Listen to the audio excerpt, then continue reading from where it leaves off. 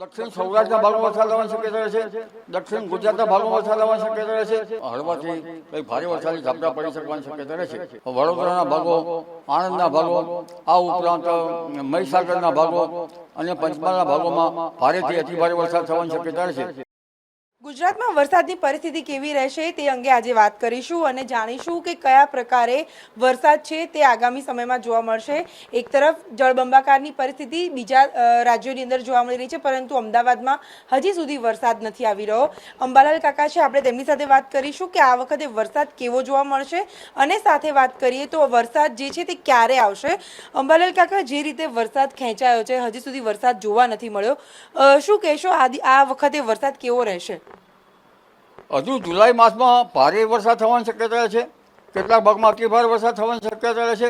પરંતુ હમણાં વરસાદ ખેંચાયો છે ત્યારે જોઈએ તો આગામી 48 કલાકમાં ઉત્તર મધ્ય ગુજરાતના ભાગોમાં વરસાદ આવવાની શક્યતા છે.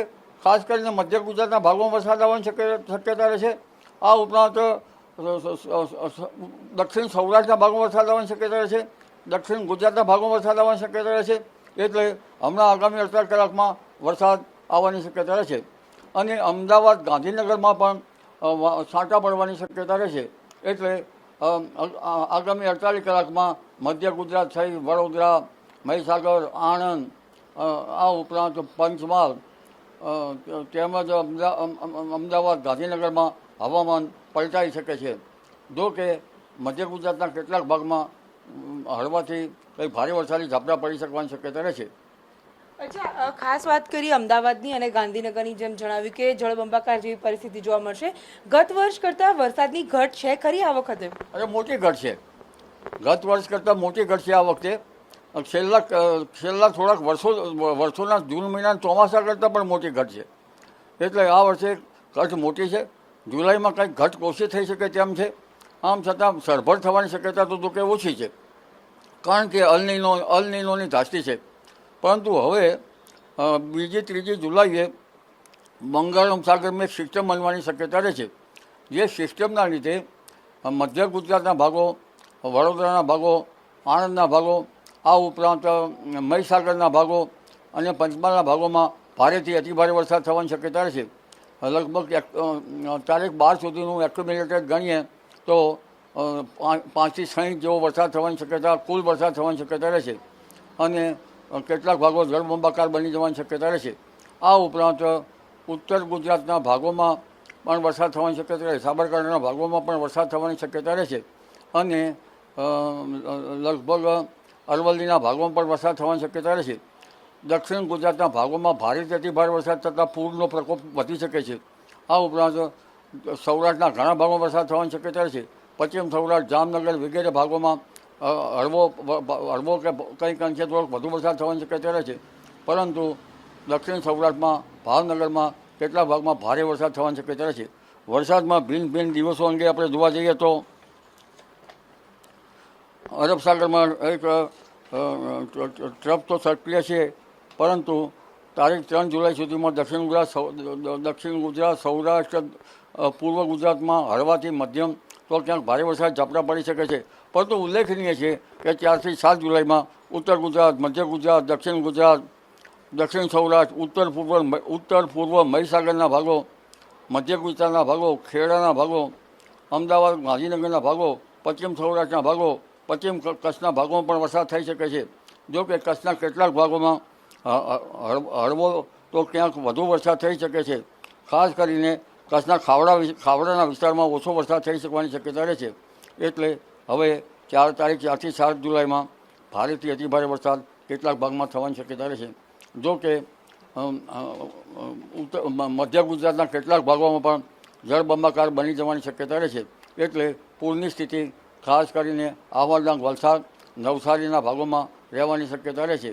અને અમરેલીના ભાગોમાં ભારે વરસાદ થવાની શક્યતા રહે છે. ભાવનગરના ભાગોમાં પણ ક્યાંક ભારે તો દક્ષિણ સૌરાષ્ટ્રમાં ક્યાંક અતિ ભારે વરસાદ થવાની શક્યતા રહે છે. એટલે વરસાદનો એક મોટો રાઉન્ડ આવી રહ્યો છે. જો કે મધ્યપ્રદેશમાં ભારે વરસાદ થતાં પાણીની સમસ્યા છે અત્યારે હાલ. એટલે પાણીની સમસ્યામાં કંઈક અંશે હળવી થવાની શક્યતા રહે છે. અને પાણીનો આવરો પણ નર્મદામાં આવવાની શક્યતા રહે છે. આ ઉપરાંત 16મી જુલાઈએ પણ મધ્યપ્રદેશના ભાગોમાં વરસાદ થતાં મધ્યપ્રદેશના ભાગોમાં પાણીનો આવરો આવવાની શક્યતા રહેશે. એટલે મધ્યપ્રદેશમાં નર્મદા બંધની ઊંચાઈ આવરાથી પાણીની જળ સપાટી વધવાની શક્યતા રહેશે. 1 અને 2 ઓગસ્ટે અણધાર્યો વરસાદ થવાની શક્યતા કેટલાક ભાગમાં રહેશે. જોકે મધ્યપ્રદેશમાં સર્જાનારું લો પ્રેશર, પશ્ચિમ પાકિસ્તાનમાં સાયક્લોનિક સર્ક્યુલેશન અને ઘણા સાયક્લોનિક સર્ક્યુલેશનના કારણે આ વરસાદ થવાની શક્યતા રહેશે. એટલે હવે એક MJO પણ લગભગ ઇન્ડોનેશિયાના ભાગમાં સક્રિય થવાની શક્યતા રહેતા બંગાળના ઉપસાગરની શાખા વધુ સક્રિય થવાની શક્યતા રહેતા હવે વરસાદ આવી રહ્યો છે. કેટલાક ભાગો જળબંબાકાર બની જવાની શક્યતા રહેશે. જી અચ્છા, ખાસ જે વાત કરીએ ઘટ છે વરસાદની, તો એને લઈને ખેડૂતોને નુકસાન જોવા મળશે કે કેમ? અને બીજી વાત છે કે જે ખેડૂતોને નુકસાન છે તો કયા કયા પાકમાં નુકસાન છે? કારણ કે અલ્નીનોની પણ જે અસર હતી તે પણ જોવા મળી હતી. એટલે કયા પાકને વધારે પડતું નુકસાન જોવા મળશે? હમણાં તો ખરીફ પાકોમાં ઘણું નુકસાન જોવા મળી રહ્યું છે. ખાસ કરીને વાવેતર વહેલું થયું હોય તો ખરીફ પાકો સારા થાત.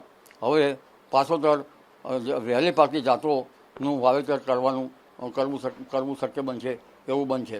ખાસ કરીને ડાંગરના પાકમાં મોટું નુકસાન છે. ધરુવાળિયા બનાવતા જે ખેડૂતો ધરુ વેચતા હોય એના માટે પણ મોટી મુશ્કેલી છે. એટલે ખાસ ડાંગરને વધારે પાણી જોઈએ. અને ધાન્ય પાકો તેમજ કઠોળ પાકો જે છે એ પણ આખી જૂન મહિનામાં જતાં તેનું વાવેતર પણ થઈ શકતું નથી. જોકે કઠોળના કેટલાક પાકોનું વાવેતર હવે પણ કરી શકાશે. હવે હજુ જુલાઈ માસમાં મોડે વરસાદ આવે તો પણ તેલીબિયાનું વાવેતર કરી શકાય. આ ઉપરાંત તુવરનું વાવેતર પણ કંઈ કરી શકાય. અને લગભગ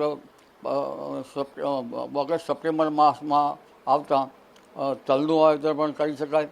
એટલે હવે બીજા પાકોનું વાવેતર કરી શકવાની શક્યતા રહેશે. ઘાસચારાના પાકોનું પણ વાવેતર કરી શકવાની શક્યતા રહી શકે. એટલે મોડું થયું છે, પરંતુ સંપૂર્ણ ચોમાસાના જે પાકો થવા જોઈએ તે પાકો હવે મધ્ય ચોમાસાના થવાની શક્યતા રહેશે. એ ખેડૂત ભાઈઓને તો ખ્યાલ જ છે કે કયો પાક વાવો. ખાસ કરીને અગાઉના પાકોમાં શાકભાજીના પાકોને પણ કેટલાક કરતા હોય છે, તેમાં પણ હરકત આવેલી છે. એટલે પહેલાં ભારે પવનથી હરકત આંબાના પાક ઉપર આવી, પરંતુ વૃંદા એક બાબત છે, આ વરસાદ થશે ને ગાજવીજ સાથે થવાની શક્યતા રહેશે. અને ગાજવીજનું પ્રમાણ વધારે હોવાથી જન સમુદાયે તાંભલા નીચે ઊભા રહેવું સારું નહીં, ઝાડના નીચે ઊભા રહેવું સારું નહીં, કારણ કે વીજ પ્રપાતની શક્યતા રહેશે.